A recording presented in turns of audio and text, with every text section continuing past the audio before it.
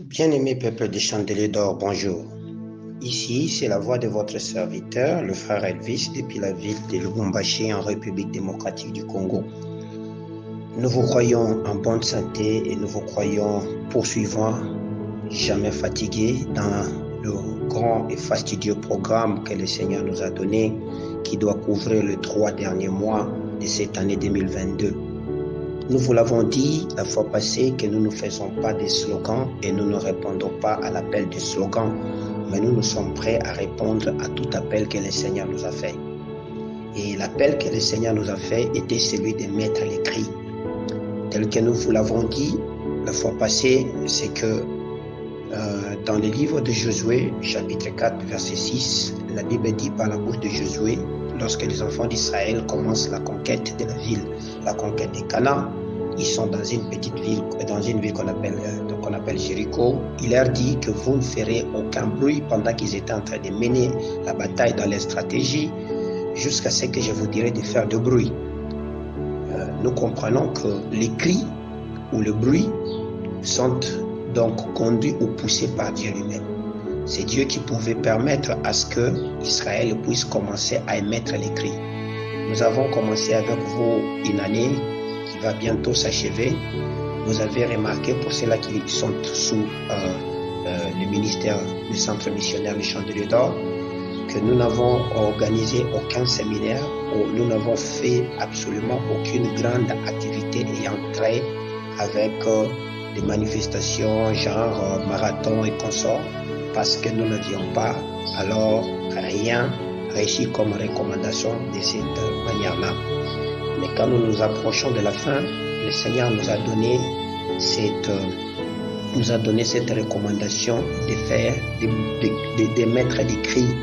Pourquoi? Parce que nous vous avons dit que lorsque le roi Josaphat s'est retrouvé en insécurité et qu'il était en train de vouloir, on était en train de le chercher pour l'abattre, il a émis des cris et les cris a été entendu de Dieu et Dieu l'a secouru de ces dangers, il a écarté tous ses ennemis. Alors nous aussi, nous sommes en train de chercher, nous sommes en train de crier pour que le Seigneur puisse nous secourir de nos multiples dangers que nous faisons face aujourd'hui et d'écarter tous les ennemis qui sont en train de chercher à nous tuer. C'est ainsi que nous avons balayé beaucoup de thèmes et beaucoup de sous-thèmes jusqu'à aujourd'hui.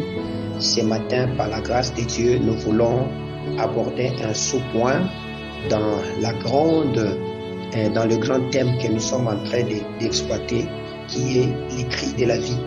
Nous vous avons parlé le dimanche sur les cris de la vie avec le sous-thème Tzara. Nous avons dit que Tzara, c'est la déprime, la détresse, l'apitoiement, l'angoisse, et consort. C'est un mot hébreu qui exprime toutes ces choses là-bas. Et nous vous avons donné des stratégies comment on peut sortir des Tzara.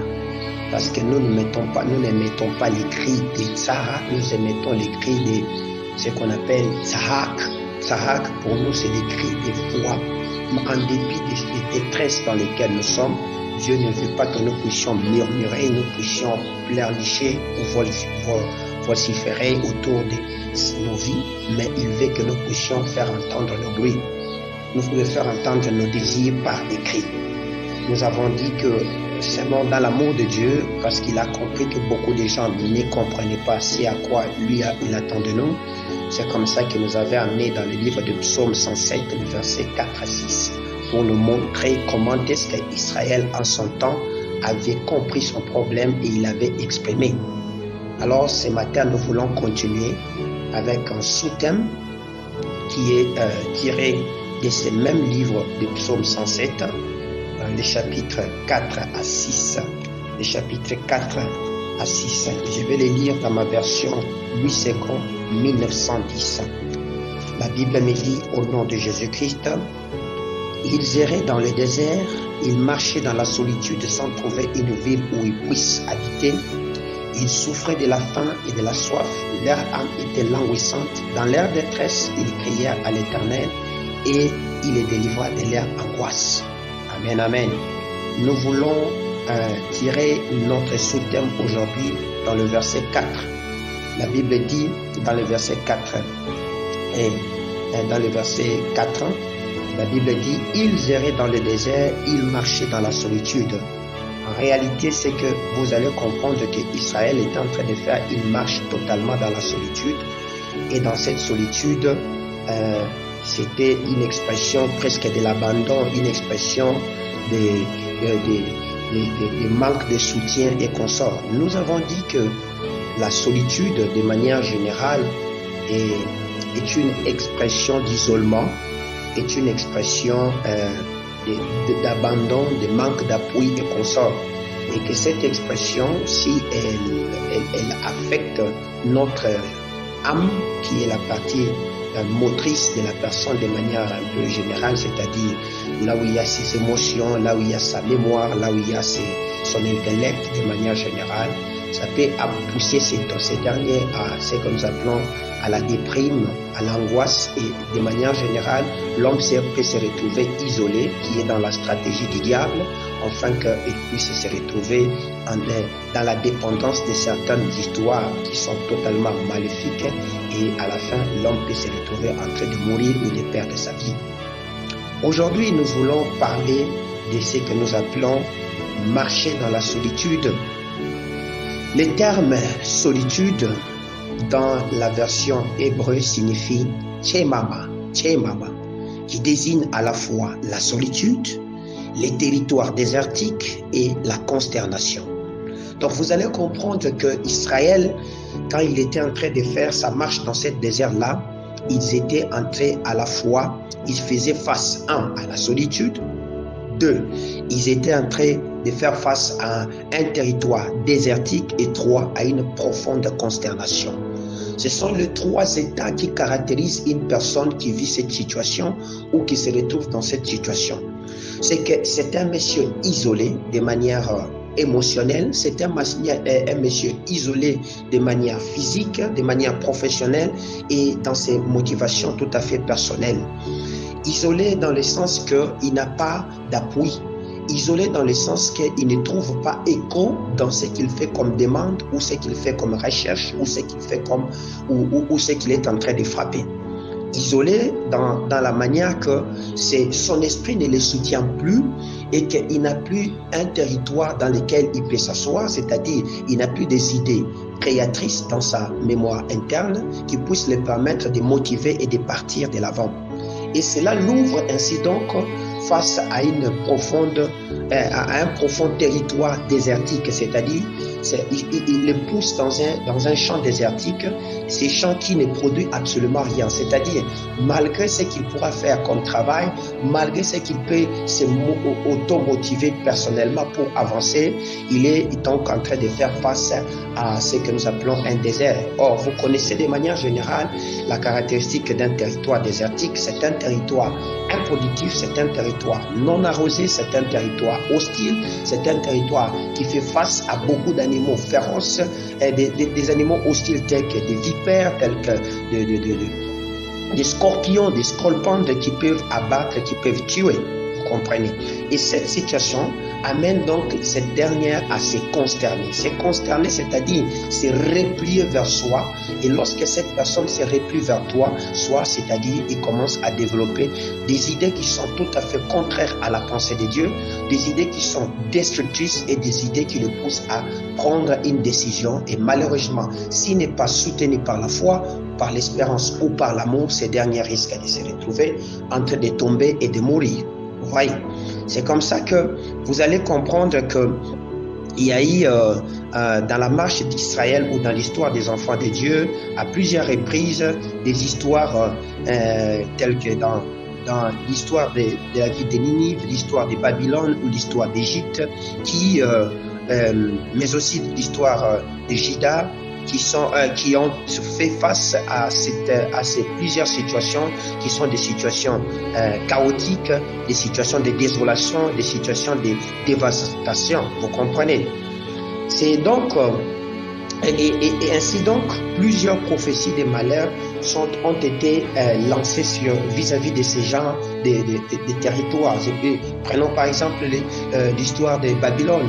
Lorsque le prophète Jérémie commence à prophétiser sur Babylone, il dit « De Babylone, il ne restera absolument rien, sinon un repère de chacal, une ruine. » Une personne qui est en train de faire face à la solitude, c'est-à-dire à l'esprit de la solitude, à ces puissants démons qui est en train de l'attaquer, ou il est en train de faire face à la solitude personnelle qu'il a développée en lui-même, c'est une personne qui est en train d'ouvrir la porte à un certain nombre de malheurs sur lui, à un certain nombre de la désolation, vous voyez. Donc, il est en train... Il est en effet en train de traverser ce que nous appelons un désert qui sera donc marqué par la soif, c'est-à-dire par le manque ou le désir de rencontrer quelque chose. Malheureusement, ce désir ne viendra pas parce qu'il ne répond pas aux normes que le modèle que le Seigneur a émis pour que nous puissions donc sortir de cette situation là-bas. Pourquoi? Nous sommes dans les livres de... Je voudrais qu'on lise quelque chose, qu'on lise d'abord dans les livres d'Ecclésiaste chapitre 4, Ecclésiaste chapitre 4, le verset 8 à 14. Vous allez comprendre ce que la Bible nous dit dans cette situation. Vous allez comprendre un peu la situation difficile et ce qui arrive à quelqu'un qui est en train de traverser la solitude, ce qui lui manque de manière générale. Ecclésiaste chapitre 4, les versets 8 à 14. La Bible dit ceci: tel homme seul, vous voyez comment on commence par définir cet homme-là qui dit la solitude. Tel homme est seul et sans personne qui lui tient de près, il n'a ni fils ni frère, et pourtant son travail n'a point de fin, ses yeux sont jamais rassasiés de richesses. Pour qui donc est-ce que je travaille et que je prive mon âme de jouissance? C'est encore là une vanité et une chose mauvaise. Deux valent mieux qu'un parce qu'ils retirent un bon salaire de leur travail. Car s'ils tombent, l'un relève son compagnon, mais malheur à celui qui est seul. Donc celui qui est seul est malheureux et qui tombe sans avoir un second pour le relever.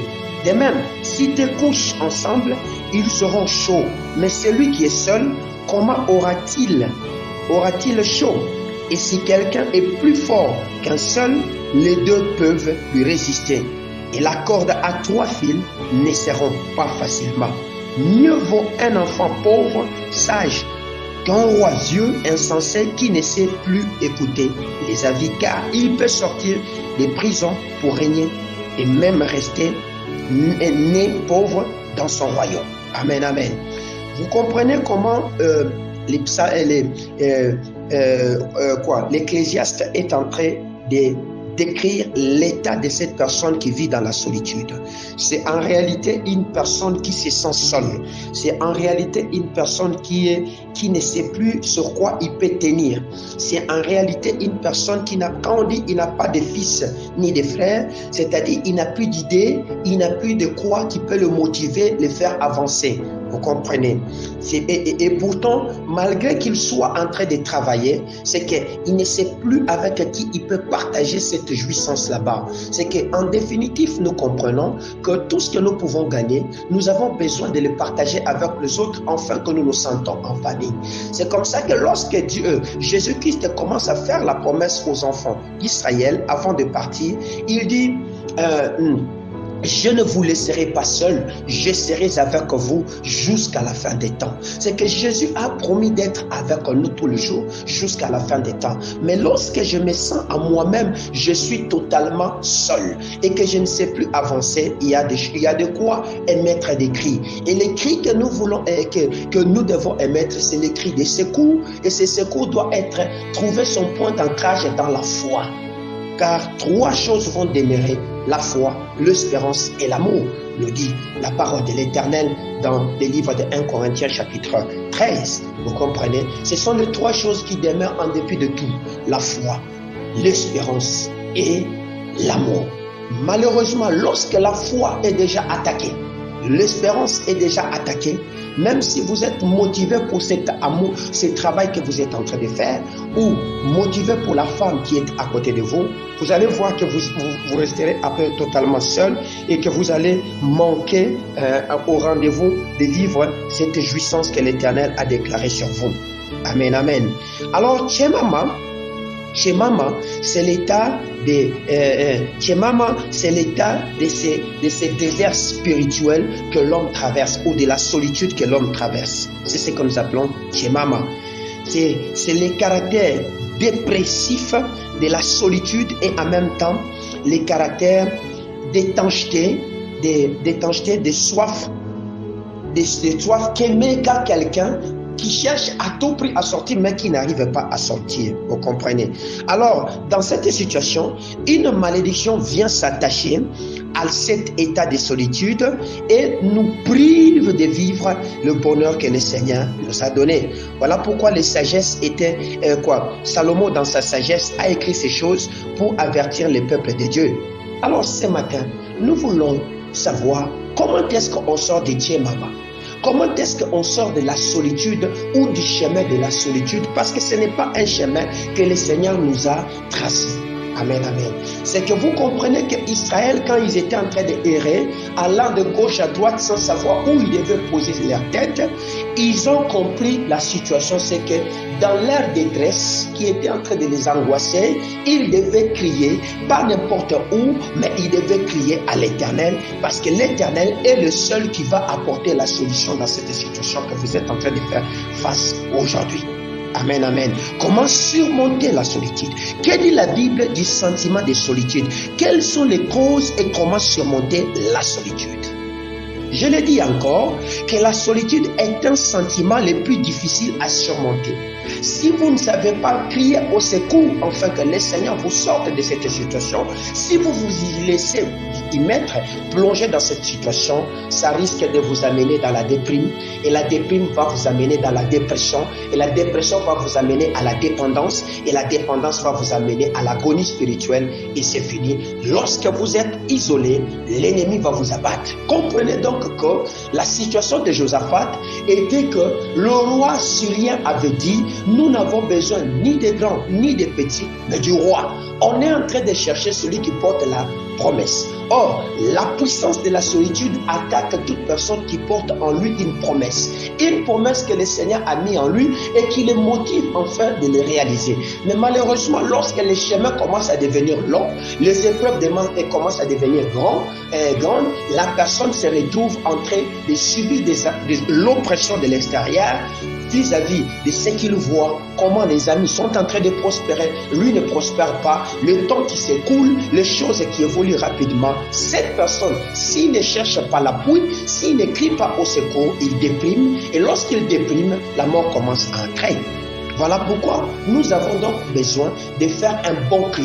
Nous crions pour notre vie parce que la solitude tue. La solitude va vous faire errer dans les déserts pendant longtemps et va vous priver la ville de Canaan, va vous priver le terrain de votre repos. Très souvent, les gens qui vivent, qui font face à la puissance de la solitude, ceux qui se retrouvent, ils sont à quelques mètres de leur bonheur, mais le diable, connaissant qu'ils veulent l'atteindre, il vient les attaquer. La solitude n'attaque pas celui qui est très loin du bonheur, mais la solitude se manifeste autour des personnes qui sont déjà à quelques encablures de leur bonheur. C'est comme ça que cette puissance commence à attaquer. C'est-à-dire pour vous faire décourager du chemin que vous avez déjà parcouru, pour vous faire décourager de l'espérance, de la foi que vous avez déjà émise, afin de vous voler l'amour de Dieu, l'amour que vous avez vis-à-vis de Dieu, l'amour que vous avez vis-à-vis de l'œuvre que Dieu vous a donnée et l'amour des autres, afin que vous puissiez vous dire: je suis seul, voilà que mon père ne m'aide pas, voilà que ma famille ne m'aide pas, l'appui que je cherche dans l'église, je ne le trouve pas, les hommes qui sont autour de moi ne m'aident pas. Amen, amen.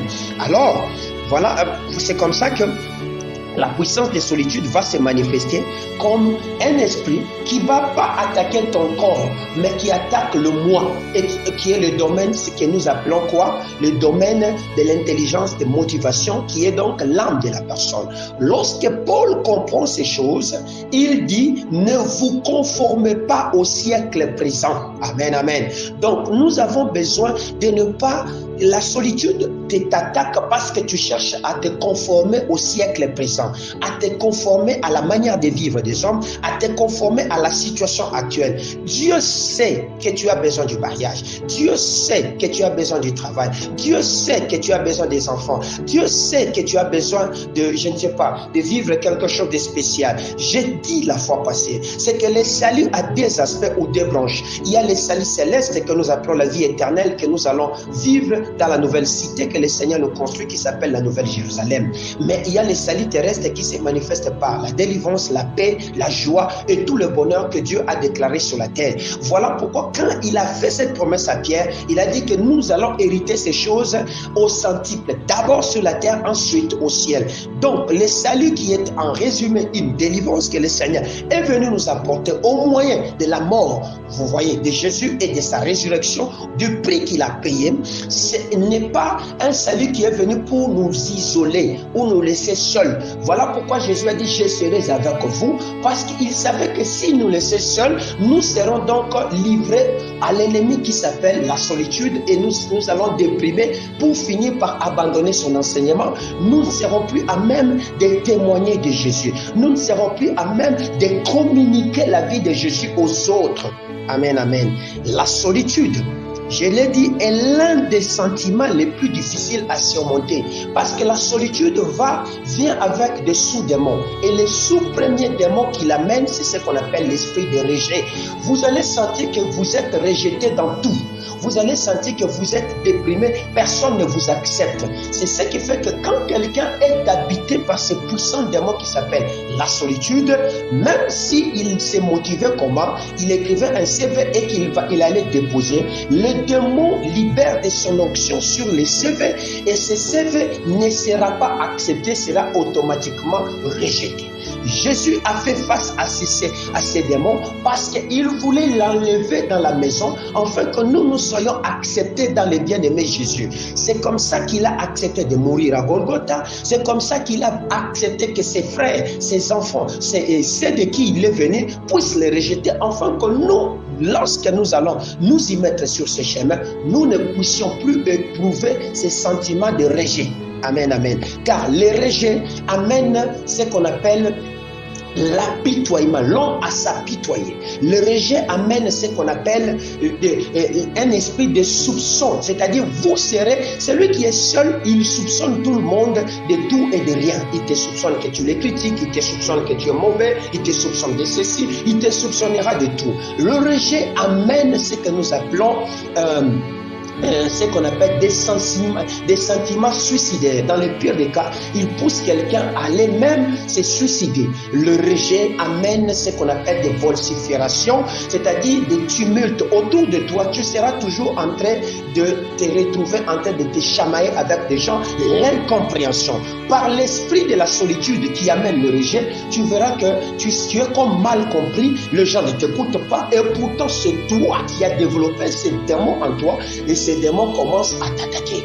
Voilà pourquoi Israël connaissait Tchemama, il a commencé à émettre les cris qu'on appelle des tzahak. Seigneur, viens nous délivrer de cette situation. Seigneur, viens nous sortir. Parce que c'est une situation qui va t'angoisser, te bloquer, t'opprimer et te priver de moyens de locomotion, de déplacement. Il vient même t'aveugler. C'est le sous-démon que la solitude amène. En dehors du rejet, il y a un esprit d'aveuglement. Donc tu es en train de marcher sans savoir où est-ce que tu peux toquer, sans savoir par quelle voie tu peux entrer. Et pourtant, le chemin nous a déjà été tracé. Ce chemin s'appelle Jésus. La Bible dit, Jésus dit, je suis le chemin, la vérité et la vie. Donc quiconque marche par Jésus ne peut pas se perdre. C'est-à-dire quiconque s'appuie sur Jésus, quiconque prend Jésus comme référence de sa vie, il ne peut pas se perdre. Mais pourquoi toi, tu te retrouves chrétien, tu te perds aujourd'hui? Pourquoi toi, tu te retrouves chrétien, pratiquant, tu es vraiment en train de lire la Bible, tu pries, tu te prives de tout, tu es en train même de faire le cri de l'âme, le cri de l'esprit, mais rien n'évolue. Le problème, c'est que tu ne t'es pas occupé d'un esprit mauvais principal qui est en train de libérer l'onction maléfique sur ta destinée. C'est la solitude avec tous ces petits cousins qui amènent autour de lui. La solitude peut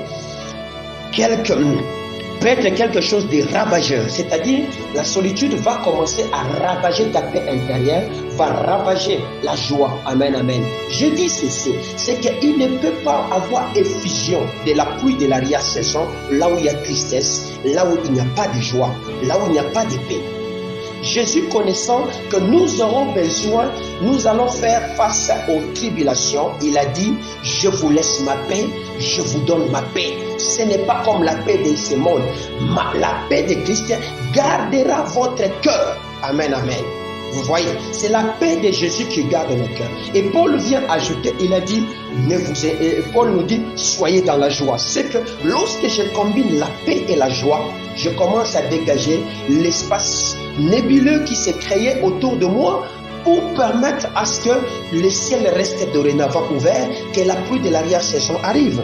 Jésus même pouvait promettre à ses disciples en disant, dorénavant vous verrez le ciel s'ouvrir, les anges monter et descendre. Mais pourquoi toi ton ciel est toujours fermé? Pourquoi toi ton ciel est toujours bloqué? C'est parce que quelque part tu as laissé à Tchemama de marcher dans ta destinée. Tu as laissé à Tchemama de te poursuivre. Tu as laissé à Tchemama de s'asseoir autour de toi. Alors nous voulons nous occuper de Tchemama aujourd'hui, jeudi, demain, vendredi, avant qu'on arrive le dimanche, pour que tu te dégages, afin que tu facilites les miracles que le Seigneur veut accomplir dans ta destinée, pour que tu puisses dire à la loi et au témoignage. C'est-à-dire, il y a un temps que tu vas écouter cette parole, mais il y a aussi un temps que tu dois vivre cette parole là-bas. Amen, amen.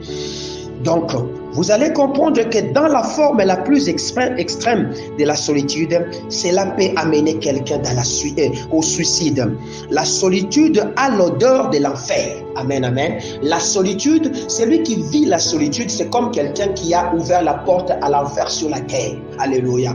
Il est en train de sentir la chaleur de l'enfer. Il est en train de sentir la pression de l'enfer. Vous voyez, c'est comme quelqu'un qui est tombé et il ne sait plus se relever. C'est comme dans le jardin, malgré la beauté qu'il y avait autour d'Adam, malgré les fruits, malgré les animaux, malgré la présence et la visitation de Yahweh, Adam n'était pas dans la joie.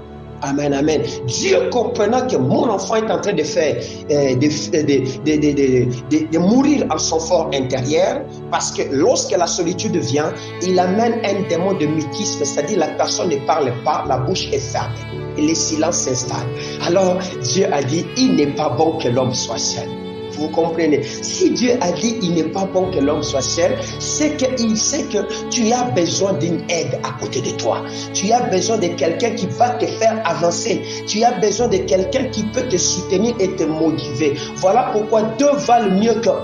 Amen, amen. Parce que lorsque l'autre est en train de perdre de sa chaleur, la chaleur de l'autre va réalimenter l'autre pour le permettre de vivre. Au nom de Jésus-Christ. L'homme qui vit solitaire, c'est un homme orphelin. C'est comme un orphelin. C'est un homme qui vit la rupture de communication directe avec son Dieu. C'est un homme qui vit sans le savoir, sans le savoir, la nostalgie de la communication, des manques de communication qui étaient en Éden. Vous voyez? Donc il ne sait plus à qui il va vivre. Amen, amen. Avec qui il peut parler. La solitude peut aussi être comme un tremplin qui te permet d'accomplir le plan de Dieu. Amen, amen. Donc ça peut être aussi un tremplin. C'est-à-dire, tu t'es retrouvé seul, mais Dieu veut que tu puisses voir de cet état de solitude. Il veut juste te rapprocher afin qu'il te parle. Je veux que nous puissions lire d'abord dans le livre de 1 Roi 19, le verset 4 à 5. 1 Roi 19, le verset 4 à 5. La Bible dit, pour lui, il alla dans le désert où, après une journée de marche, il s'assit sur un chêne et demanda la mort en disant, ça n'est assez, maintenant, Éternel, prends mon âme, car je ne suis pas meilleur que mes pères. Il se coucha et s'endormit sur un chêne, et voici un ange le toucha et lui dit, lève-toi et marche. C'est-à-dire que Élie, lorsqu'il a fini sa mission en train de remettre l'autel à sa place, il a fui. Akab, il commençait à partir, il a fait face au désert, il a fait face à la solitude. Et cette situation de déprime, comme je vous ai dit, que la solitude que vous négligez aujourd'hui peut vous faire tuer, c'est qu'il a commencé à demander la mort à Dieu. il a commencé à sentir qu'il devenait inutile. Il a même oublié les espoirs qu'il avait faits. Il a commencé à dire qu'il n'était pas meilleur. Donc la solitude va ouvrir la porte en disant, en te permettant de croire que tu es inutile, que tu ne sers à rien et que tu ne vaux à rien, que tout ce que tu fais est mauvais et que ce qui est meilleur pour toi, c'est de t'en aller, de te donner la mort et que dans le chaos de la mort, tu seras à l'aise. C'est comme ça que vous voyez des gens, à la fin, sinon il n'y a pas un appui solide, il peut tomber. Voilà pourquoi l'ange de l'Éternel, comprenant que mon serviteur a besoin de vivre, il va libérer son ange. Et il envoie quelque chose, il envoie ce qu'est la nourriture. C'est-à-dire que l'âme qui est solitaire, c'est une âme qui manque de la provision, qui manque de la nourriture. Son esprit est angoissé, son esprit n'a plus une alimentation logique. La source qui alimentait son âme a tari. La force qui était générée par ce qu'il devait avoir ne vient plus. Vous comprenez? Vous avez besoin de quelque chose. C'est que vous avez besoin de Jésus. Parce que Jésus-Christ, qui nous a aimés d'un amour éternel, nous a sanctifiés par sa parole. C'est ce que la Bible dit. Amen, amen. Et nous a baptisés dans l'esprit. C'est-à-dire, la première des choses, c'est quoi? C'est que la parole, c'est qu'elle vient, la parole vient nous séparer de la solitude. C'est-à-dire, c'est un homme qui n'écoute plus. C'est un homme sur qui, même si l'Église fait qu'on m'a pris, il n'écoute plus parce que son esprit a déjà été coupé. Le cordon entre l'esprit, la communication ne règne plus. Cet homme n'écoutera plus et il est en train de traverser des moments de la solitude. Voilà pourquoi l'esprit qui amène l'eau dans son âme ne fait plus passer l'eau qui régénère la personne. Cet homme commence à déprimer et à mourir. Vous comprenez? Alors, s'il ne comprend pas l'aide des anges que Dieu vient lui apporter, il ne va pas surmonter cet état de solitude. Alors, nous disons, que faut-il faire de sa solitude? Comment surmonter la solitude? Il nous faut changer l'optique sur ces problèmes là-bas. La première des choses, le problème qui vous angoisse, je ne sais pas, c'est le travail, le mariage, les enfants. Je ne sais pas, parce que nous traitons des problèmes vitaux. Nous ne traitons pas des problèmes temporaires et consorts, mais nous traitons de ce qui est capital. Le travail, la femme, vous comprenez, les enfants, la santé que Dieu t'a donné. Comment il faut faire? Il nous faut changer d'optique sur ces problèmes. Optique, c'est-à-dire quoi? La manière de voir ces problèmes là-bas. Amen, amen. Si tu le voyais toujours dans les cadres défaitistes, commence à faire quoi? À positiver et à croire que c'est possible que tu sortes de ces trous là-bas. Amen, amen. Pourquoi? Parce que la solitude est l'une des choses que le Seigneur peut aussi utiliser pour notre bien. Amen, amen. Il t'amène dans l'isoloir et il t'enseigne des techniques qui vont te permettre que lorsque tu écoutes ce que Dieu a dit, de rebondir et de partir. Il peut nous apprendre à gérer cela, cet aléa de la vie pour nous former en tant qu'adultes dans la foi. Amen, amen. Donc, il peut te permettre à bien gérer pour faire grandir ta foi. Ce n'est pas facile de devenir adulte dans la foi. Ce que vous devez savoir, ce n'est pas facile. C'est que nous devenons adultes dans la foi au moyen des épreuves. Nous devenons adultes dans la foi au moyen des difficultés et des souffrances que nous affrontons tous les jours de notre vie. Et ces difficultés nous permettent de cibler, d'avoir des points repères comme des panneaux de signalisation pour que lorsque la situation cherche à se répéter, je sais regarder à quel type de signalisation que le Seigneur m'amène, afin que j'applique la formule initiale qu'il m'avait donnée pour que je puisse m'en sortir. Et c'est comme ça que dans votre foi, vous allez comment? Grandir au nom de Jésus-Christ.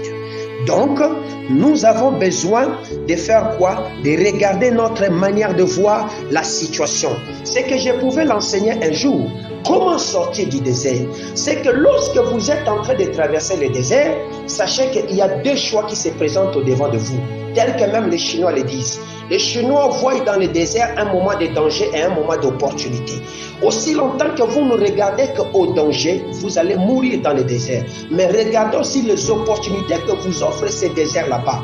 Regardez un peu ce que les fils de Saoul ont fait avec le désert aujourd'hui. C'est qu'ils n'ont pas vu seulement la chaleur, ils n'ont pas vu le manque d'eau, mais ils ont capitalisé sur ces différentes difficultés qu'ils avaient. Aujourd'hui, nous avons de plus belles villes de cette terre dans des milieux désertiques. Vous comprenez? comprenez? Toi aussi, regarde le désert que tu es en train de traverser. Même si tu as aujourd'hui 30 ans, 35 ans, 38 ans comme femme et tu te dis que l'espoir s'envole, dis-toi que mon Dieu est vivant et que si Anne pouvait avoir un enfant, moi aussi j'aurais un enfant. Tu commences maintenant à prendre des points repères sur qui tu vas t'appuyer et tu commences à murmurer, à remuer et à ruminer cette parole en toi pour développer, faire grandir l'homme intérieur qui est la foi qui est en toi et continuer à espérer sur Jésus. Ainsi donc l'amour à la chose de Dieu va être là pour t'accompagner à te permettre de faire quoi?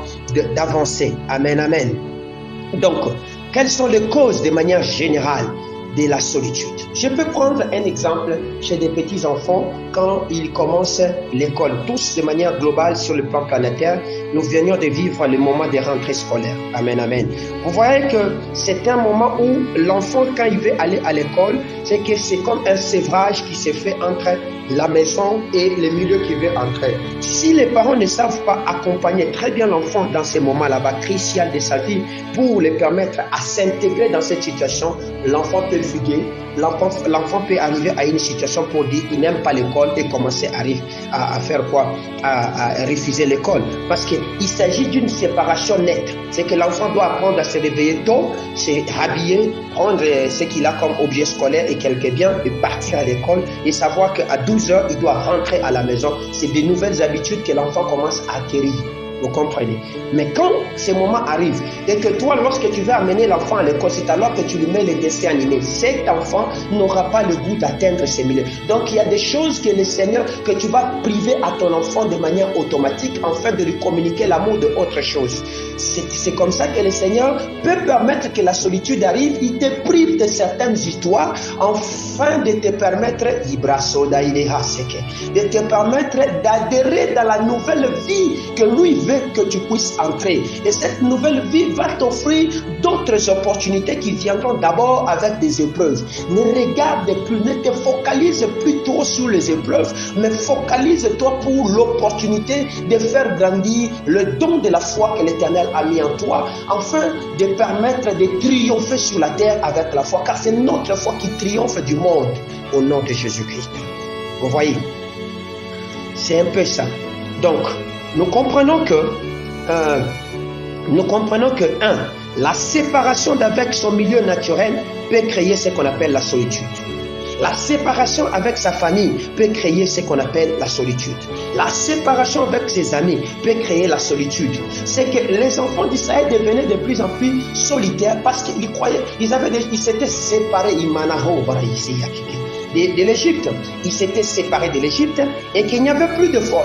Ils voyaient maintenant, ils étaient face à l'inconnu. Ils ne connaissaient pas là où ils partaient parce que ce sont des enfants qui sont venus naître après. Ça faisait déjà 430 ans qu'ils étaient là en train c'est-à-dire les premières générations qui connaissaient Israël ont déjà totalement disparu. Donc le milieu qu'ils étaient en train de conquérir, c'était un milieu inconnu. Même la route, ils ne le connaissaient pas. Vous comprenez?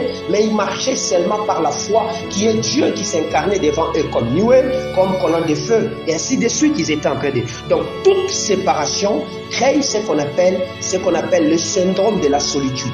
Et si vous ne savez pas gérer le syndrome de la solitude, des petits démons de bruit, des petits démons de difficulté, des petits démons de chamaillade peuvent venir lorsque vous risquez, vous commencez à vous attacher à la vision qui est derrière vous.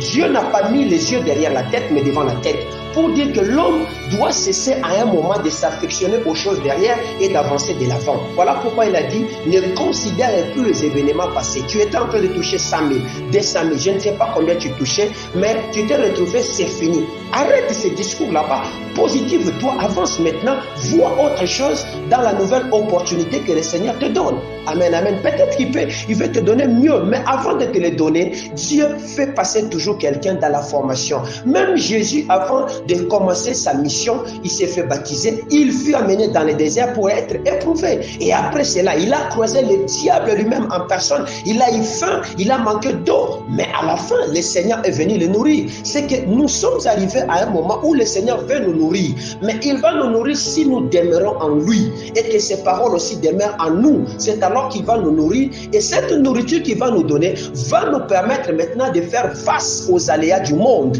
Et nous permettre de triompher fait de ce monde pour être cette génération qu'il a dit au temps de la fin, 10 hommes saisiront au pan d'Israël, ils diront, nous avons vu Dieu avec toi. Permets-les, au nom de Jésus, ma soeur, mon frère, que les hommes voient Dieu au travers de toi. Laisse Dieu travailler ton cœur et te façonner. Mais ce que toi tu dois faire, c'est juste de mettre des cris. Amen, amen. C'est de mettre des cris. Être coupé de son milieu affectif est une épreuve très difficile. Voilà pourquoi tu comprendras que tout le monde a besoin de quelqu'un. Même si toi qui vivais en Afrique, tu es parti en Europe, tu vois tout ce qu'il y a comme beauté de l'Europe, toute la jouissance, la nourriture. Mais ton Afrique, là, tu vas toujours te souvenir de ça parce qu'on t'a coupé de ton milieu affectif. Malgré le froid, la chaleur, la poussière et consort, c'est un milieu que tu étais accommodé à le vivre comme ça. Et en t'accommodant en ça, tu as acquis des expériences de vie, des styles de vie. Et maintenant, tu dois te refaire une autre vie. Ça, c'est pas toujours facile pour y adhérer, vous comprenez. Donc, notre première cause de la solitude, c'est la séparation. Donc, fais la paix avec toi-même de cette séparation brutale que tu as connue, qui était soit une séparation avec ton père, ta mère qui est décédée brutalement, ou on t'a sorti de ta maison, où tu t'es retrouvé, tes amis intimes sont partis, ou bien quelqu'un à côté de toi au courant de cette année est mort brutalement. Depuis ce jour, tu vis le traumatisme et l'angoisse. Fais la paix.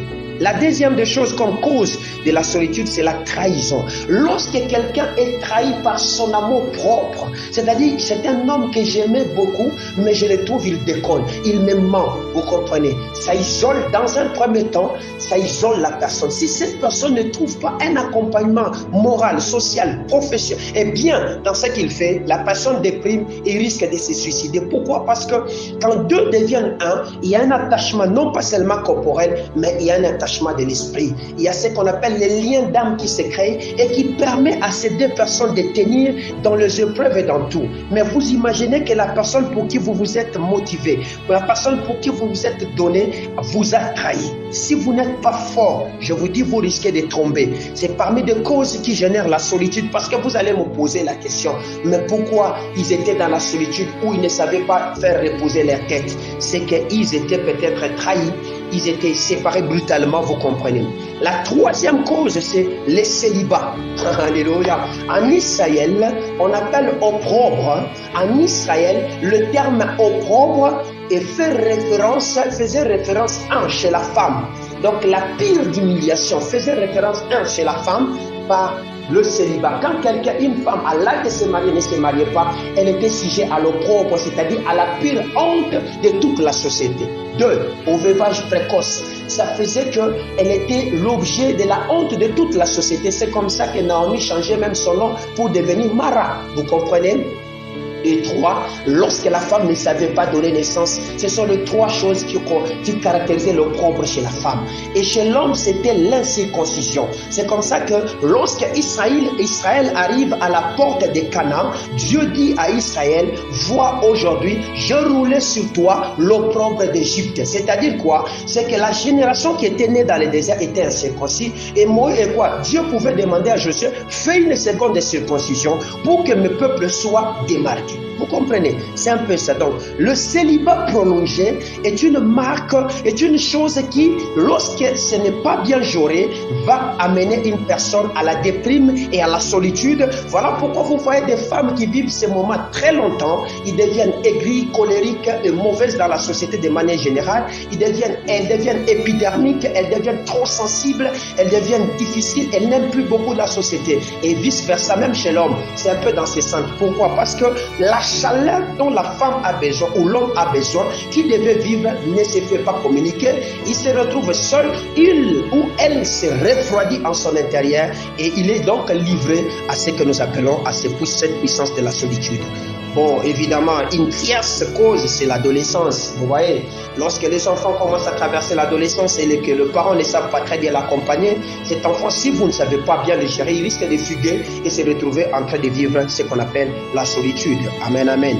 Bref, c'est un changement important au cours duquel on est bien seul. Amen, amen. On se retrouve face au chaos et on ne sait pas comment partir. Comment faire face à cette situation, c'est-à-dire à la solitude. D'autres il trouve la pire des manières à accomplir cela, c'est-à-dire quoi? C'est donner la mort. On coupe les temps et on ne sait plus avancer. Ce n'est pas la solution. Pour nous, en tant qu'enfants de Dieu, ce que nous devons faire, c'est de crier. Pourquoi? Parce que la solitude est un élément que le diable utilise pour isoler la personne. Lorsqu'il t'isole, il t'amène à la mort. Voyez un peu l'histoire de Judas Iscariote. Il s'est retrouvé seul. L'unique solution qu'il avait devant lui, qu'il pouvait prendre, c'était d'aller se pendre. Ne te pends pas. Ne déprime pas et ne fais pas cette chose. Ne tue pas la vision que Dieu t'a donnée. Ne tue pas la grâce que Dieu a déversée sur toi. Mais reste focus sur ce que Dieu a dit. Tu vas voir que tu vas aller de l'avant. C'est que la conséquence de la solitude, c'est quoi? C'est que c'est la fatigue. Une personne seule se fatigue facilement. Vous allez le voir, quand il est seul, il dort. C'est ça la première des causes. C'est qu'il se retrouve en train de dormir facilement. Il se retrouve toujours fatigué. Il te dit toujours, vous êtes déjà à 7 h du matin, il te dit, je me sens fatigué. C'est que son esprit n'a plus les neurones ou quelque chose qui peut réalimenter ou réoxygéner son corps pour qu'il vive. Il est fatigué facilement, il s'épuise facilement. Amen, amen. C'est comme ça que d'autres, quand ils commencent à vivre cette situation, ils vont dans les pires des cas. Ils commencent à beaucoup manger. Ils commencent à tromper leur conjoint. D'autres s'apitoient sur elles-mêmes. Ce n'est pas ça la solution. La solution, c'est que nous avons besoin de crier. Et notre cri passe comment? En conclusion, qu'est-ce que nous devons, quelle marque de cri que nous devons faire? Ce qu'il faut faire, c'est que ne restez pas passif. Amen, amen. Le premier cri que nous faisons, ce n'est pas le cri de la passivité, mais c'est le cri de l'action. Amen, amen. C'est-à-dire de trouver des façons créatives de se détourner de cette situation. On peut se détourner cela en s'intégrant dans un groupe au moyen des chants, de l'adoration, en trouvant une nouvelle société des amis, en acceptant de vivre ce que Dieu dit que vous deviez faire.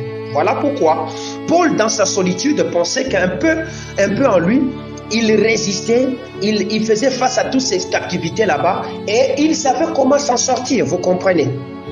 Notre premier cri, c'est d'émettre le cri de l'action. Je dis le cri de l'action. Comprenez que Dieu m'a dit, pendant que nous faisons cette prière, nous avons besoin de ne pas rester là en train de nous morfondre. Voilà pourquoi la prière, elle est plus nocturne. Et le matin, quand nous nous réveillons, va au terrain du travail, va chercher, va encore frapper. Tu vas sortir de cette situation là-bas.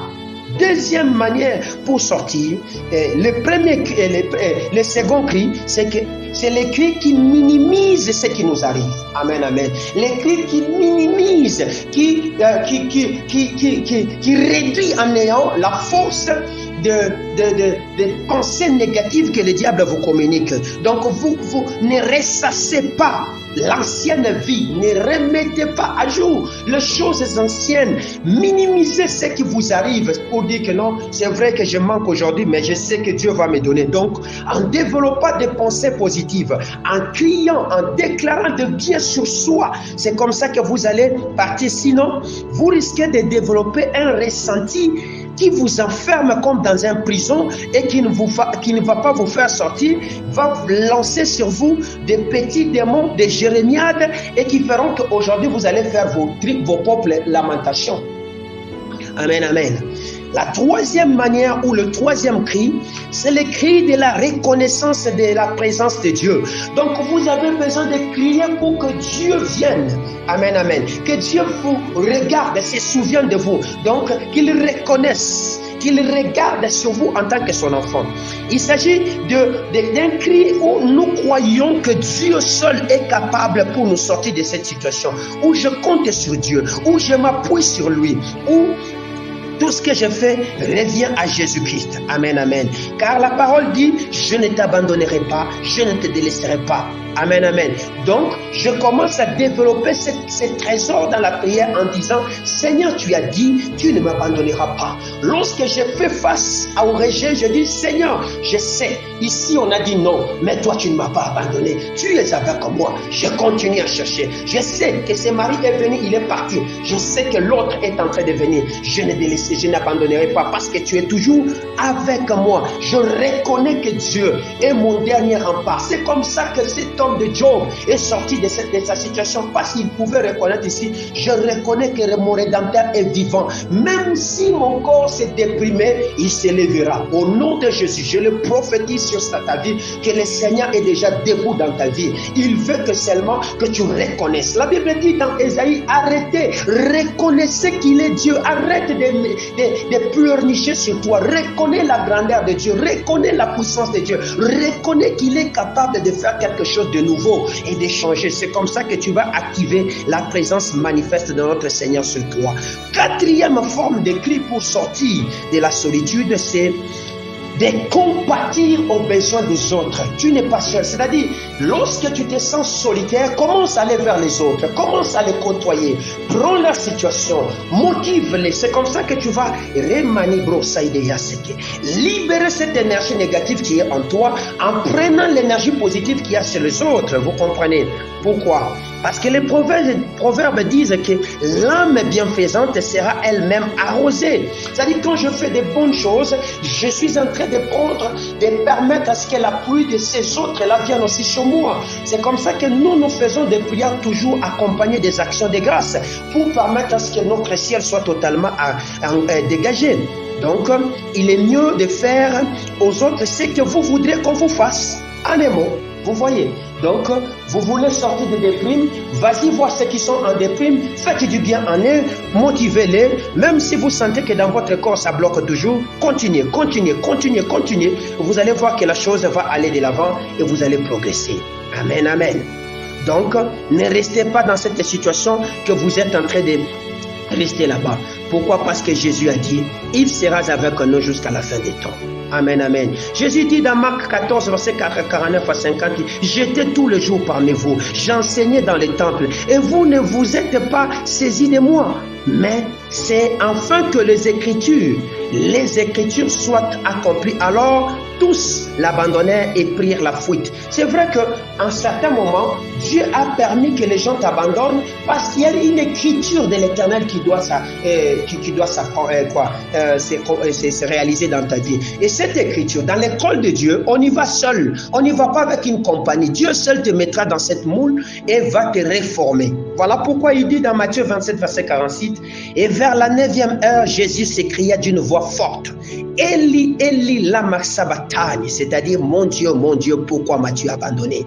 Tu as donc besoin de crier aussi comme Jésus d'une voix forte, Seigneur, pourquoi m'as-tu abandonné? En réalité, Dieu ne t'a pas abandonné. Il attend, que tu pousses ces grands cris que Jésus avait poussés et il interviendra dans ta vie. Ainsi donc, comprenez que nous avons des possibilités pour sortir de notre désert. Soit c'est toi-même qui t'es créé ce désert là-bas et tu ne veux pas t'en sortir, soit c'est un désert de l'Éternel qui est un désert qui cherche à faire grandir ta foi, alors tu as besoin de mettre des cris.